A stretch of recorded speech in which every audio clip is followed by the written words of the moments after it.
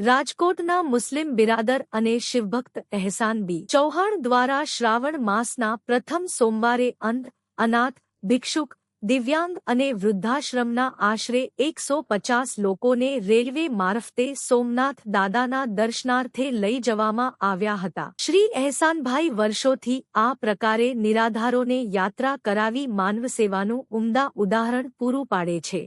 આ યાત્રા પૂર્ણ કરી સોમનાથથી પરત ફરતી વેળાએ જૂનાગઢની જાણીતી સેવાભાવી સંસ્થા સત્યમ સેવા યુવક મંડળ ટ્રસ્ટના પ્રમુખ મનસુખભાઈ વાજાના માર્ગદર્શન હેઠળ તથા દાતાશ્રી રમણીકભાઈ રાણીગા અને મુકેશભાઈ રાણીગાના આર્થિક સહયોગથી તમામ 150 યાત્રાળુઓ માટે જૂનાગઢ રેલવે સ્ટેશન ખાતે રાત્રિ ભોજનની વિશેષ વ્યવસ્થા કરવામાં આવી હતી।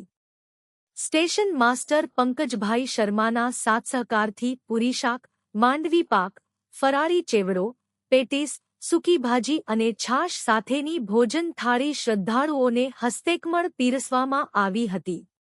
આ ભોજન સામગ્રી તૈયાર કરવામાં સંસ્થાના મહિલા કાર્યકરો તેમજ અન્ય ટ્રસ્ટીઓ અને સેવકોએ ઉત્સાહભેર જહેમત ઉઠાવી આ માનવસેવા યજ્ઞને સફળ બનાવ્યો હતો।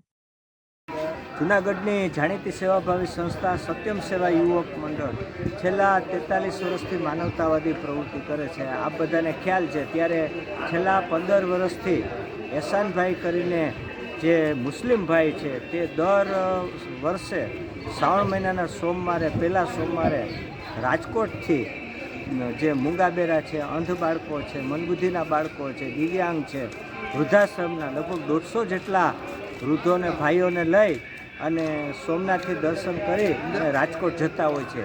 ત્યારે જૂનાગઢની અંદર આજે 6:30 વાગે એનો વોલ્ટ હોય છે 5 મિનિટનું। ત્યારે અમારી સંસ્થાના દાતા એવા રમણીકભાઈ રાણીગા તેમજ મુકેશભાઈ રાણીગા પરિવાર દ્વારા અને અન્ય દાતાઓના સહકારથી આજે આ બધા 150 માટે આજે અમે પ્રસાદી રૂપે ખાસ કરીને પૂરી, સૂકી ભાજી, પેટીસ, ચેવડો, છાશ, માંડવી પાક જેવી વસ્તુઓ લઈ અને દર વર્ષે અમે છેલ્લા 15 વર્ષથી આપીએ છીએ।